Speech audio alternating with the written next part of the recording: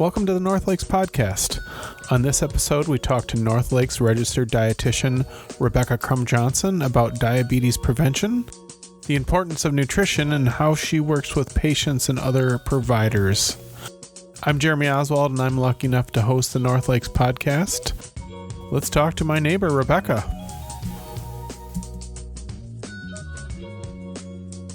So, welcome to the NorthLakes podcast, Rebecca Crumb-Johnson. Thank you for being here. Do you mind introducing yourself and explaining a little bit what you do here at NorthLakes?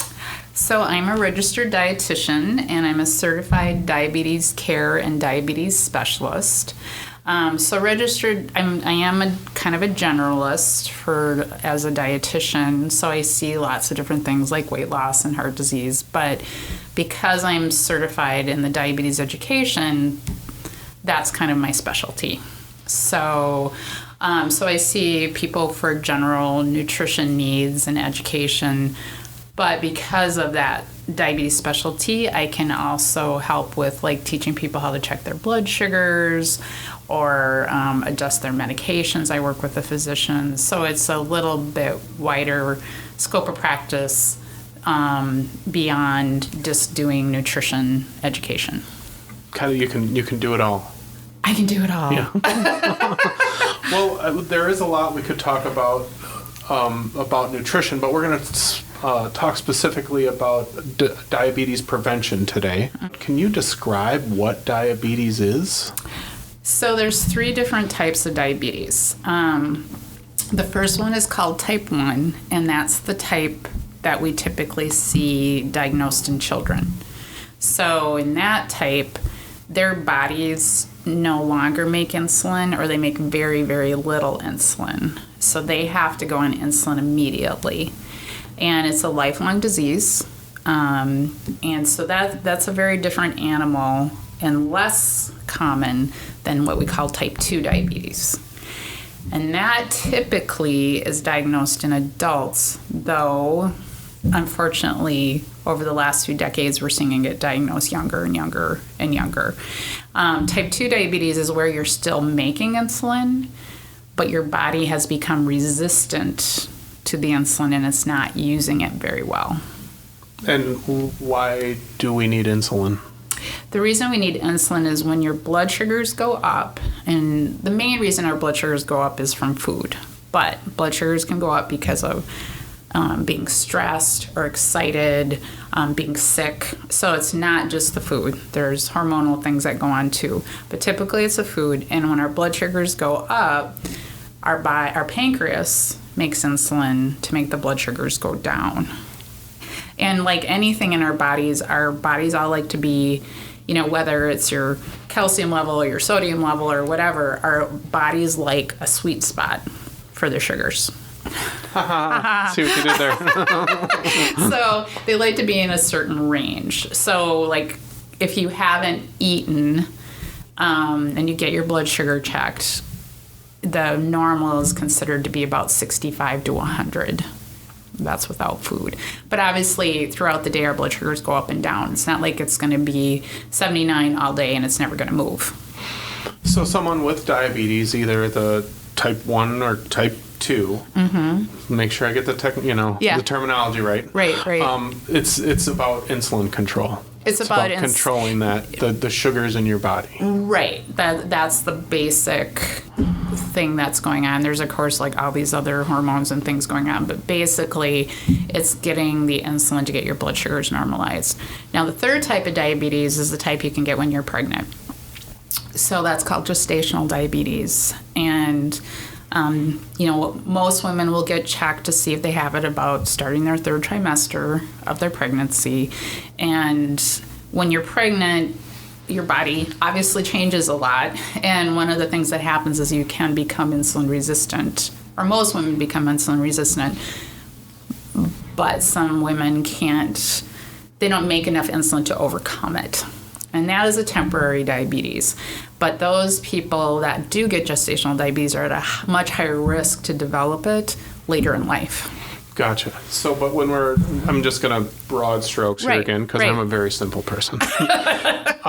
Is that I'm going to guess with type 1 That's a big deal. You're going to discover that right pretty soon as a youngster, as a young person. Yeah, the average age to be diagnosed with type 1 diabetes is age 8. So that's gonna, the average, yeah. And then if when you're pregnant, the gestational. That's, I mean, if someone's pregnant, that's probably something physicians and people like yourself are looking out for. Right. But it's that type 2 that's a little more like, well, harder to figure out where it's coming from. And so when we talk about maybe what we're talking about today, diabetes prevention, is that kind of what we're talking about, is the type 2? Yeah, we are. We're looking at type 2 diabetes and trying to prevent that because the numbers have skyrocketed. So it's considered kind of an epidemic that we've been getting so much type 2 diabetes through the last few decades. And a lot of causes for that is we've gained a lot of weight, we're a lot less active, and those are two of the major things. And we have gotten to be an older population, so that makes a difference.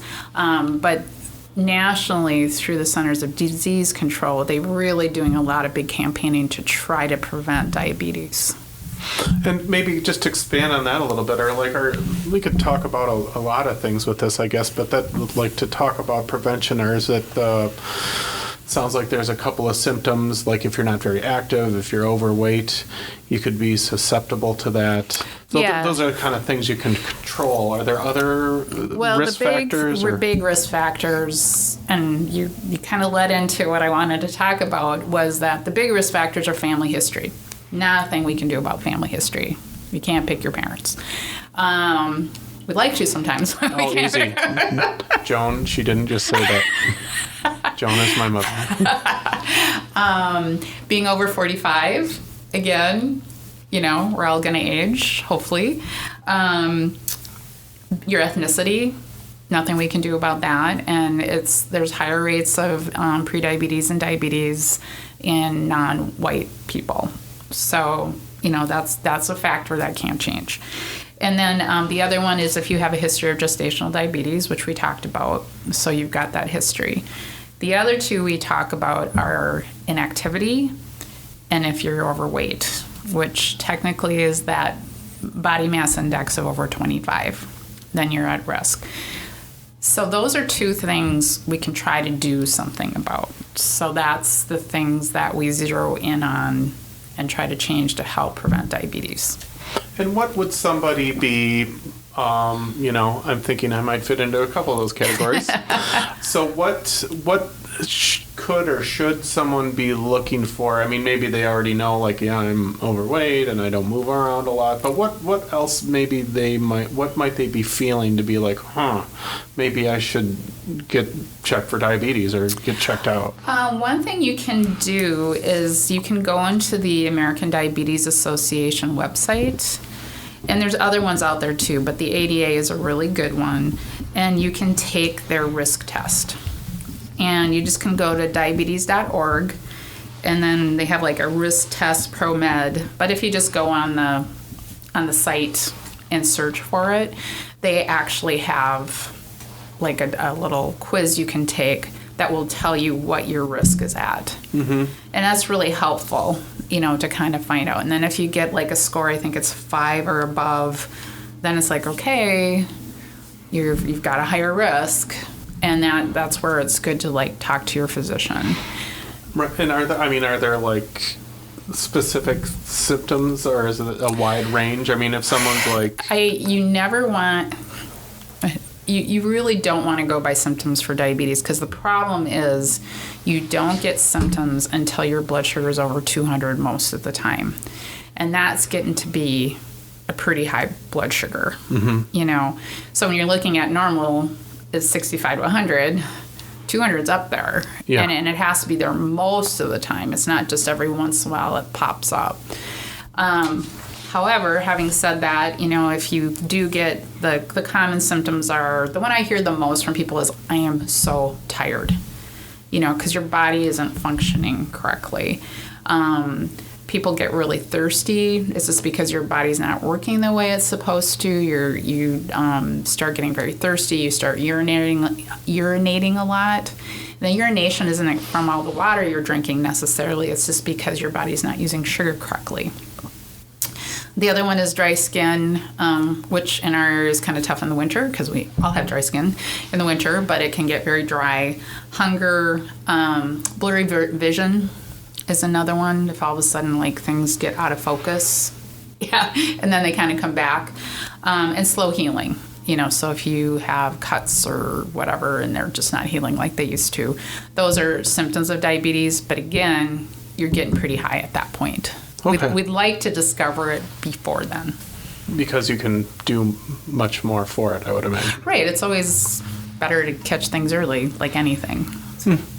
So that's a lot of great info. I like that. There's a quiz out there online, diabetes.org. Yep. So what else, or what would be your advice to people, like, let's say you're getting a little bit older, you're not as active, maybe put on a little weight. Is there things people can do maybe before they, what should they do? What can they do?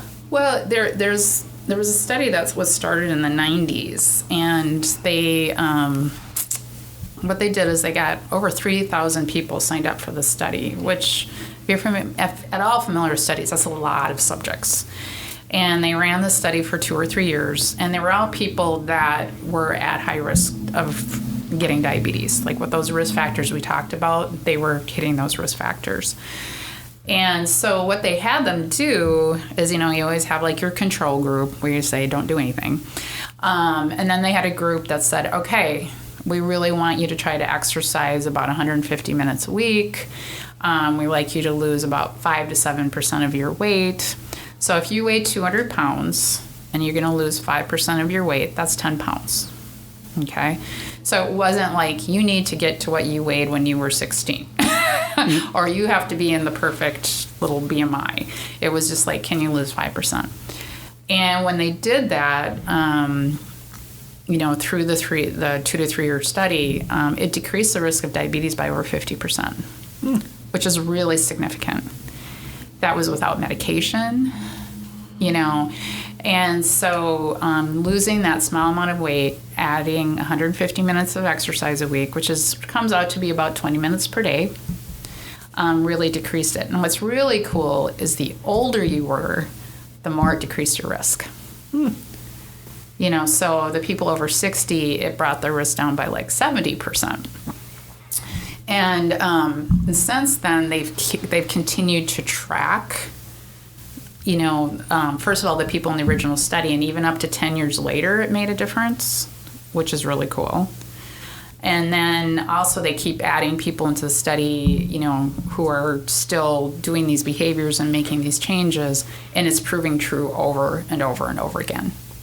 So a little bit more activity, lose a little weight. You're just gonna, and that doesn't mean you're in perfect health, right? It just means you've done this little bit, and that's going to really help you prevent diabetes, right? And I really like to emphasize to people that it's the first, 5 to 10% of weight you lose that helps your overall health the most. It helps with blood pressure and heart disease and diabetes.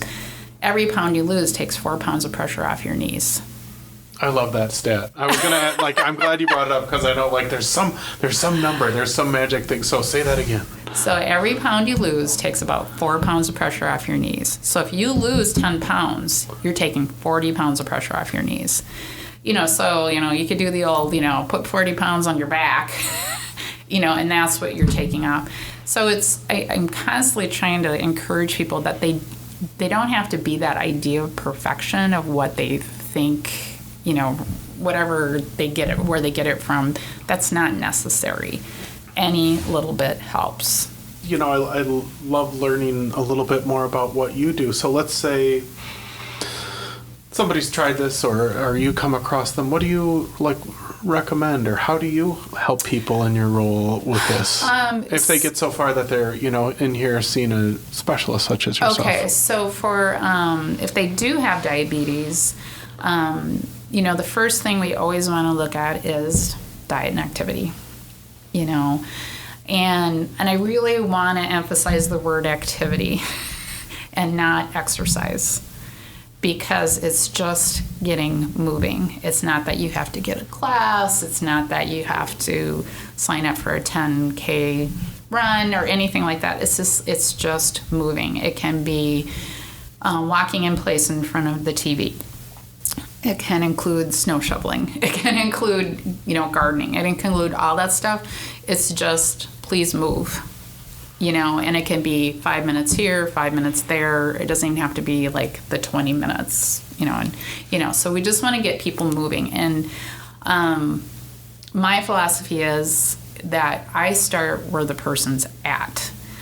We don't tell everybody this is what your goal is and that's what it must be. It's like, if you don't move at all, gosh, can you do 20 minutes of movement a week? It's just, we need, and then I'm also working with people who have trouble moving or, have arthritis or whatever it is. And then, of course, food, which is, I'm a dietitian, so I emphasize food, and I believe in it greatly, that food is medicine and it makes a huge difference. But food is a joy, and food is to be enjoyed. So you have to have that balance. But again, starting where people are at. I always, we go through like, what are you eating now? Well, where can we, try to give them some education. This is how you can improve things. Looking at what you're doing, where are you willing to make a change? So them getting that information and then choosing that low-hanging fruit first. So if I was to have an appointment with you, I would, I'd be like, okay, for dinner, this is kind of what I eat, and, this is kind of my diet through the day. Right. And how do you make sure people aren't lying? Well, you can't. And I always assume there's usually a little, fudging here and there. And some of that's not on purpose. Some of it is like I don't always realize what I'm eating or doing or drinking, but that's the information we've got. And sometimes just through the conversation, like, when I'm very specific, what do you have? What's the first time of the day you eat, and what do you have, and blah, blah, blah, blah, blah. And then as our conversation, and I'll say, do you eat anything between meals? Well, no, not really.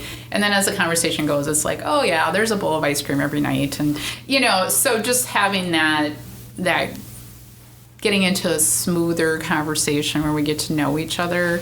A first session for me is I really want to get to know the person. And it really influences, like, do you have shift work? Who do you live with? What's your financial situation for buying food? Do you have to use a food shelf? Well, that's going to really change how we decide on our goals.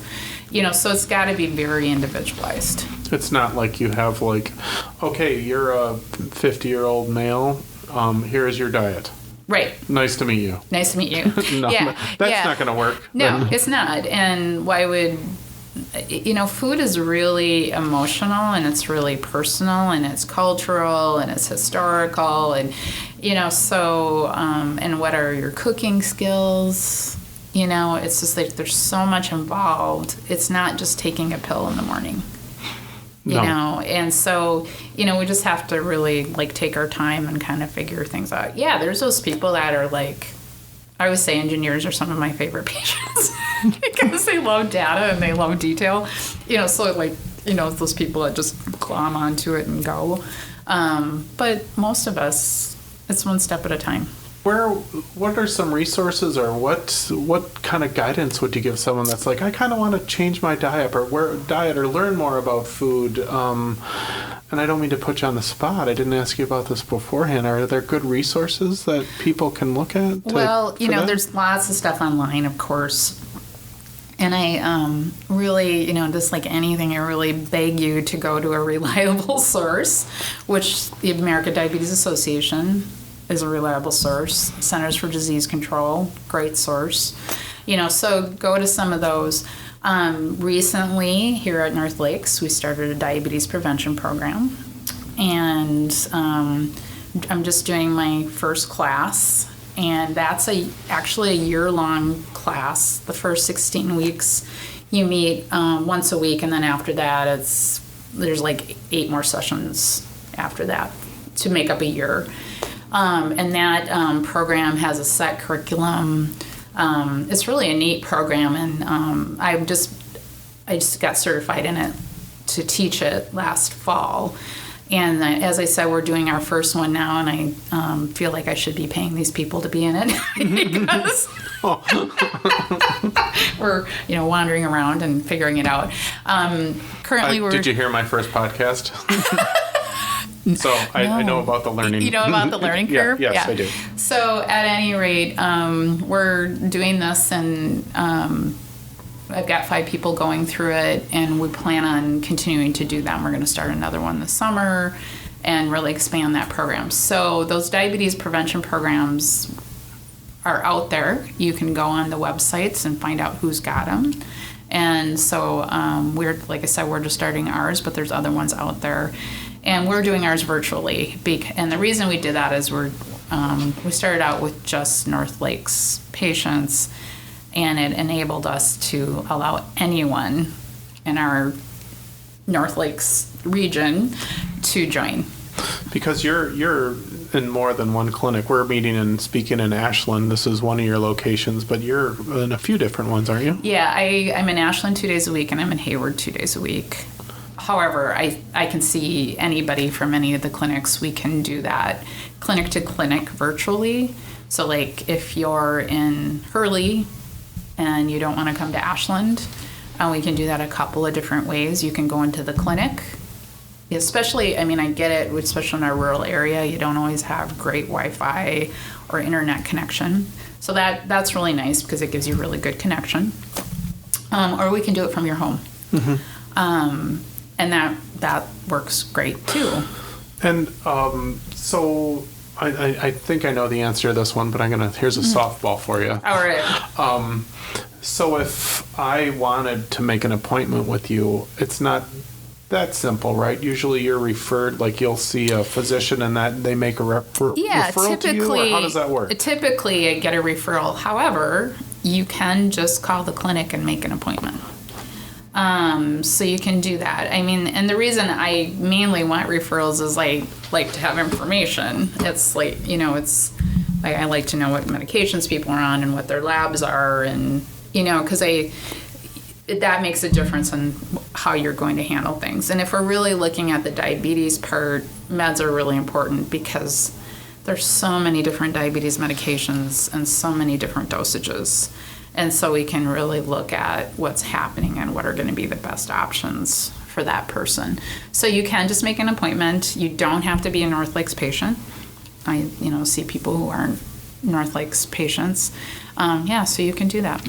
And if someone wanted to sign up for the class with you, the one that you're teaching, is that they just go to you, or how would that happen? Is it possible? Kind of late. Right now, the next class we're hoping will start in about June. The current class is running, so once you kind of start a class, that's hard to jump in. It's hard to jump in after like a couple of weeks. So basically, we're trying to have people just sign up at the Ashland clinic. So we just have like one spot. Mm-hmm. That's kind of what we're working on right now. We're doing that. And so when that class opens for signing up, that's, I think, how we're going to do it. But in general, if you're in the NorthLakes kind of service area, you could call any of our clinics. You can call any of the clinics. Might not be that class, but maybe would we be able to refer to another class somewhere else that someone else is doing, or give them more information about it? If you're looking at other diabetes prevention programs, I would just kind of Google it and see, which ones are out there. There's a number of them out there. We are the first FQHC, which is NorthLakes Federally Qualified Health Center. Yeah, that's what we are. We're the first one in the state to have a diabetes prevention program. But there's definitely other ones out there. But if they just want to see me for anything, like even if it's weight loss or whatever, but if it's diabetes, they can call any of the clinics and make an appointment. And what else do you do? You do a lot of work with people with diabetes. Are there other conditions that you focus on? Or? Yeah, that's one thing when you're rural. You got to be, you spread out and you do your different things. I do people with eating disorders. My one caveat of that is I will not see them unless they are in therapy for their eating disorder. So that's kind of an addition to that. I do help. So by therapy, what do you mean by that? Some behavioral health, therapy, because it's not about the eating. Eating, it's all about the eating, but it's not all about the eating. We know that eating disorder is related to a body image that, these people are having difficulty with their body image and psychologically having big issues with food, that they're feeling bad about food, they're controlling the food, and that is out of my scope of practice. So my job is to help them get a plan and work with the therapist and try to get them eating again or eating more or whatever the situation is, because there's binge eating, trying to kind of get to the core of giving them the tools to work with their therapist. So one of the things I like about North Lakes and being part of it is that I love to hear about those collaborations that we'd like to integrate all our practices and services. Mm-hmm. How's that work? That must be great to have, I know in this building we have so many different services. It must be so nice that you can kind of stroll down the hall. Probably you text them first. But I mean, let's just in our perfect world, you just stroll down the hall and you're able to collaborate with so many different people here. Yeah, and and I love, a lot of that is also having the provider down the hall, whether it's your nurse practitioner or physician's assistant or your MD, is I can go walk in there and say, okay, this is what I think. Can we get this changed or can we do that? Or, it's teamwork and that works a lot better. One thing I'm really looking forward to is working with the speech therapists and the occupational therapists with their feeding program with the kids. We're working on that because I'm relatively new to North Lakes. I came in August of 2021. They didn't have a dietitian or diabetes educator prior to that. So the last 6 months have been lots of program development. And so but that I'm excited about and working and helping families to help their kids eat. So that'll be fun. And that must be great for, you said that's wonderful for you, but I can imagine I know the providers here are so excited that you're here that you must be a real asset to them as well. Yeah, because, from day one, there's some stuff that people like, when can we do this? And, of course you can't do everything in one day. So we're gradually adding those services on. It's been a really good experience I'm very excited to work in a clinic. I did hospital work for many, many years, and it's exciting to be in a primary clinic. Yeah, well, I know we're very happy to have you here. Thank you. So anything more about kind of your bigger role here, not just about diabetes, what else you do here at North Lakes? I work with people that have chronic kidney disease, because that's very diet related. So I try to help them with that. Like I mentioned before, working with people that want to lose a few pounds, heart disease, high blood pressure. It just all kinds of different things kind of pop up. I worked with a gal last week who had osteoporosis, and wanted to know more about diet. And so, we all run on food. Everything we do runs on food, so it kind of relates to everything. So many questions. I don't know if we want to go this deep, but one question we'd kind of talked about was, what does food do for the body, and why do we need to eat? Well, to live, of course. Well, there's a difference between why do we need to eat and why do we need to eat well. Those are kind of, you can eat and fuel, you have to fuel your body. You need the calories to move, but you also need the nutrients to make your body work. We all, the vitamins and the minerals, when you get more base level, we need all of that stuff so that we have eyesight and, all of that just to make our bodies work. We need all of that. And it's always like if you put water in your tank of your car's not going to work very well. So it's like, how are you going to fill your tank? So what you're able to do, like it seems for so many different conditions, symptoms, is that you have your knowledge. What you're able to do is like what's in food and what different foods can help or hurt people. Right. And I always want to say, food is food. And we just have to figure out what works best for that person. Like, anytime I do a talk, well, including this one, it's like, okay, these are the general guidelines, but they're not the specific guidelines for you. In general, you should eat fruits and vegetables and whole grains and lean proteins. Those are the general things we all should be doing. But you have to get it individualized. Depending on the person. Well, and as you said before, not everybody, I probably shop a much different place than you do. And when I go to the store and what I cook at my house is probably different than yours, I'm going to guess. Right, yeah. And just like everyone. Yeah, we're all going to do things different. Are you someone who will eat animal products or not eat animal products? Are you somebody who wants to go all organic? Or are you somebody that wants to stay with conventional foods or a mix? And that's one thing is trying to not make people understand, but encourage them to understand, is that you don't have to do 100% one way. Like the example I use a lot is, I'd like people to eat brown rice instead of white rice. I'd really like that. However, I get it. I was raised on white rice. Margaret Crumb did not do brown rice. And so I didn't even know if it was on the food shelves at that point. So it's like, okay, start out with a quarter brown rice and 3/4 white rice and see if you can get to half. And if that's as far as you can go because you don't like it more than that, that's great because you're eating something a little better than you did before. So it just doesn't have to be perfect.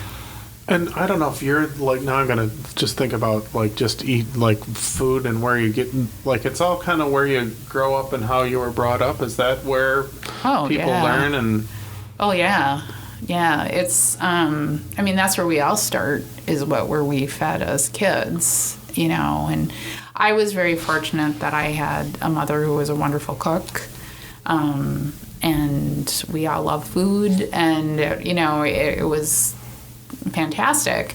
But like I said, no, we had white pasta and white rice and canned vegetables. And, that was very common in my era that's how people ate and people still eat, but that changed, obviously, me being a dietitian, that was going to change for me. What made you get into this? Oh, heavens.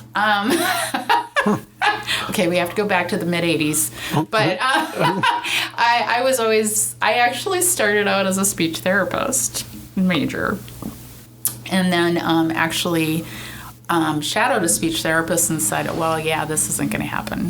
This is not for me. And I was always very interested in food and eating well, like, late teens and that kind of thing. And then, I was always active. And so I was always interested in that health stuff and kind of accidentally found out there was a thing called a dietitian. Mm-hmm. Right. And somewhere in my freshman, sophomore year of college and kind of showed up to the department near where I was at the time and got into the program. So, and it's been a good choice for me. It's been a very good choice. Mm. And I love dietetics and the fact that it's very science-based. It's evidence-based. But I love the counseling part of it. Well, that's got to be like when I do this podcast, what I like is that here you're an expert at it, and I'm like, I kind of know some stuff, so I can ask you some questions. So, and I know the science of how these microphones work and all that kind of stuff. Right. But I love that when you can kind of translate maybe your bigger knowledge and synthesize it so people understand. Sounds like that's something you really like. I love it. I love that part, is just helping people, transfer that information, transferring that information and helping them make hopefully positive changes. Well, and describe it in a way that they can use. Right. You're not going to say, your sodium level is 0.75, and what we're really that's not, except for your engineer friends. Yeah. Oh, my engineer friends they'll love that. Who love checking their blood sugars. Right. They love the data.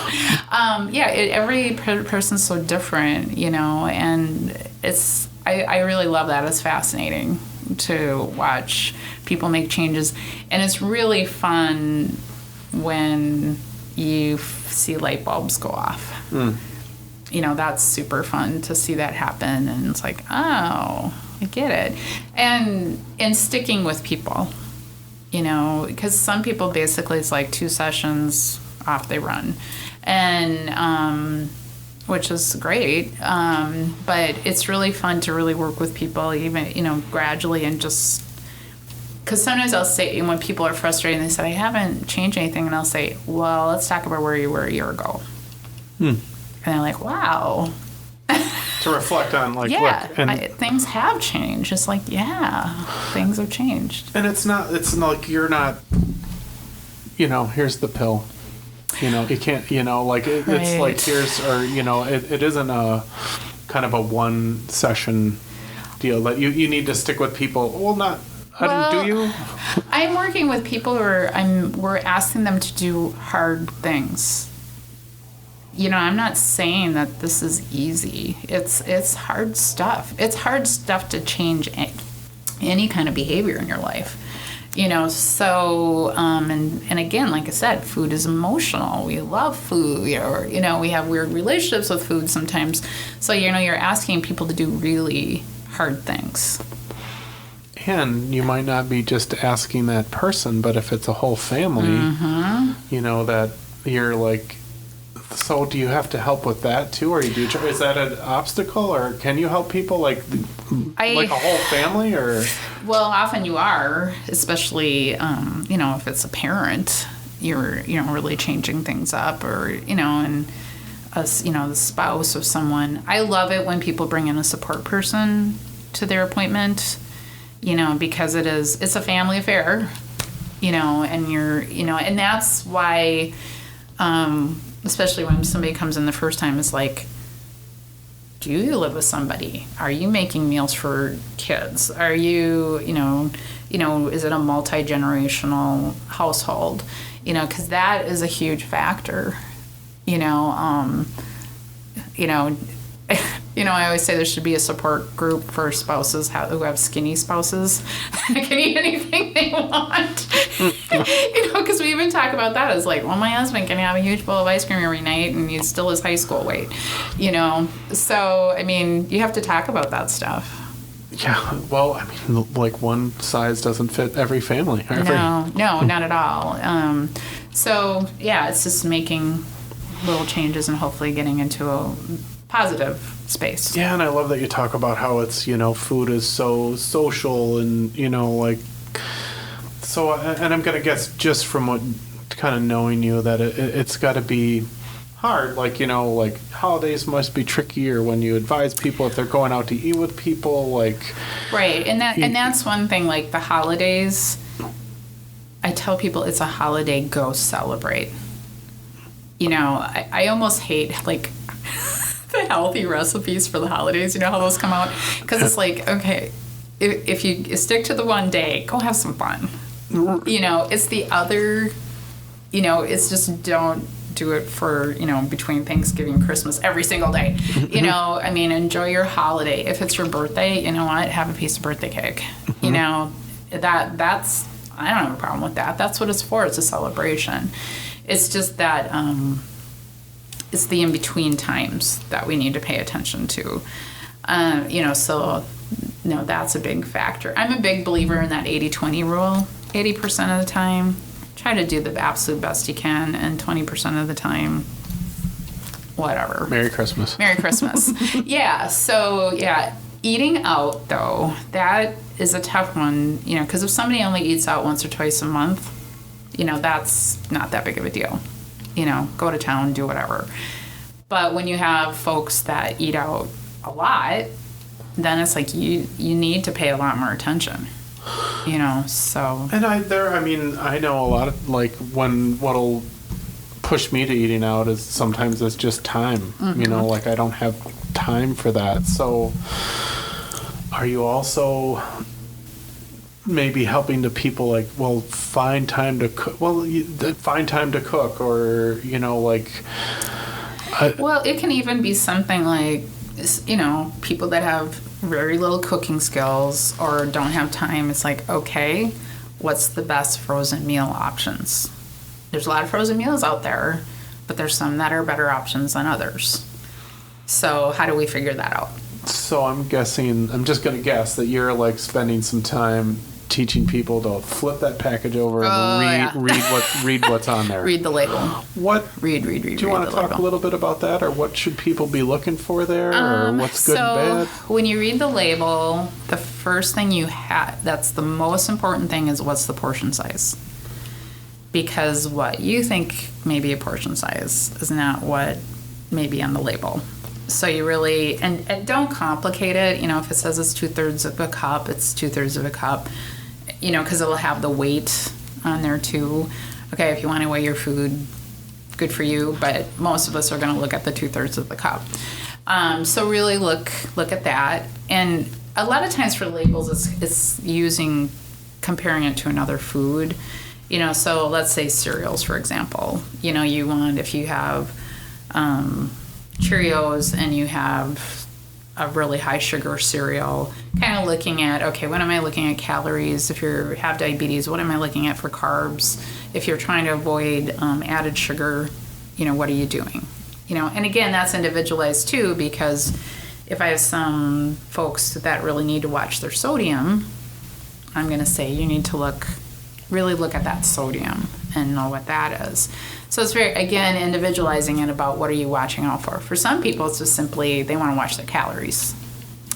But kind of the joke is I am always going to teach people how to read labels, but I really want them to eat food without a lot of labels. Mm-hmm. Because you want people to eat whole fruit and whole vegetables and, meat, fresh meat. And, but, that would be ideal, but that's nothing. But that's what you do, though, that you're going to see where everyone's coming from. You're going to learn about their life. You're going to know what's going on with them, and then give them guidance on how to adjust what they take into their bodies and really, with all those factors in mind. Right. Yeah, it's a lot. And that's why, letting people go gradually into it is important. Yeah, and it's not an option to be just everyone stop eating. It's not another thing, that you're not able to just stop with the food. We all can be Gandhi, but you can't stop eating, and so you have to figure out if you want to make big changes, how are you going to do that? And often the first thing I tell people is look at what you're drinking. Just look at that first, because if you're doing sugar sweetened beverages like sodas and monster drinks and fancy coffees, and you're getting no nutrition in any of those things, and you're getting tons of calories, tons of sugar, so if that's a really, really easy place to start. Alcohol, how much alcohol do you have? Tons of calories in alcohol. Not even looking at the other things alcohol does, but just if you're looking at calories, tons of calories. So looking at that first, is a good place to start. So there are maybe working with you, it's not huge changes, but just little things like that. Well, some or it could be big things. Yeah, again, it depends so much on the person. I sometimes have people walk in my office and they have completely changed their diet because they like get diagnosed with diabetes, and they'll come into me and they're like, this is what I've done. And it's like, wow, you're amazing. You know, I mean, that's really cool. You did that. And so we'll just kind of go through it, and I'm like, you did a great job. Let's keep this, you know. But the hard part of that is being told you have diabetes or congestive heart failure or whatever. It's very frightening. You know, it's like, you know, kind of getting scared straight. So it's like, okay, I'm really super happy you've made these changes. How can we make it that you can sustain them? You know, and that's the other issue is like a lot of us are very good at making this like huge change, and then it's like 3-4 months from now, I'm not so scared anymore. You know, you've forgotten about it. Yeah, you know, now can I keep some of that stuff up? Well, and that's what I was kind of getting at with, you don't get to just stop eating. You know, like with cigarettes, you just quit smoking cigarettes. Drinking, you just quit drinking, you know. But with food, you don't get to just quit food. You have to eat. And, you know, so it's helping people get into where they can sustain things. You know, that's why with a lot of like the extreme diets, okay, great, you lost 50 pounds, but can you eat that way the rest of your life? The majority of us can't. It's too difficult. You know, so it's really looking at those lifelong, what can I do? You know, maybe it's only like 3 changes, but it's something you can do on a long-term basis. Awesome. Well, we could go on and on for sure. And I'm enjoying this. Is there anything else before we wrap it up? Like anything else that we might have missed that you'd like to add, or?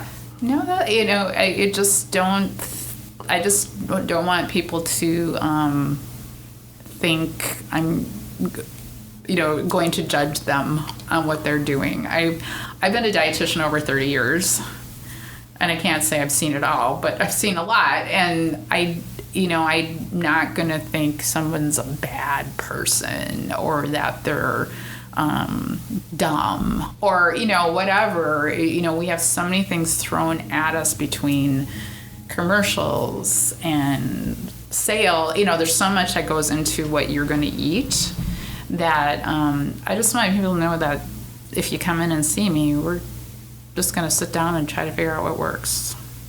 I think when you've said you're going to meet people where they are. Right. Yeah. Well, thank you so much. I've got one last question for you. What? What's in your car? Oh my gosh, in my car? Mm-hmm.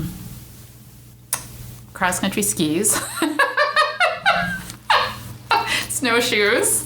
They just hang out with me all winter because I'm too lazy to put them in and out. And then you never know when you're going to ski. And then my shopping bags. And, I do, because I go to Hayward, I have audiobooks. Makes the trip much more pleasant. Well, excellent. Well, thank you so much. Rebecca Crumb-Johnson, it's been so nice to speak with you. Thank you so much for coming in and doing this. Thanks, Jeremy. It's been fun. Okay, thanks. Have a good day. You too. Okay, bye. Bye. All right. Who has their 15 minutes of activity planned for today? Ever since Becca and I had this conversation, I've been trying to keep moving and get in at least a little bit of activity every day. That was some great advice, and it's felt good to get moving a little bit, so thanks, Becca, for the inspiration. NorthLakes Community Clinic is a federally qualified health center located in the northern part of Wisconsin. We have 13 clinics in 13 communities, including Ashland, Birchwood, Chippewa Falls, that's a new one, Hayward, Hurley, Iron River, Lakewood, Minong, Oconto, Park Falls, Turtle Lake, Washburn, and White Lake. Our mission is to respond to the healthcare needs of our communities with an integrated array of quality services and actively remove barriers to wellness. You can learn more about us on our website, nlccwi.org. You can always give us a call at 888-834-4551. I'm Jeremy Oswald, and it's time for me to get out for a walk. Thanks a lot for listening.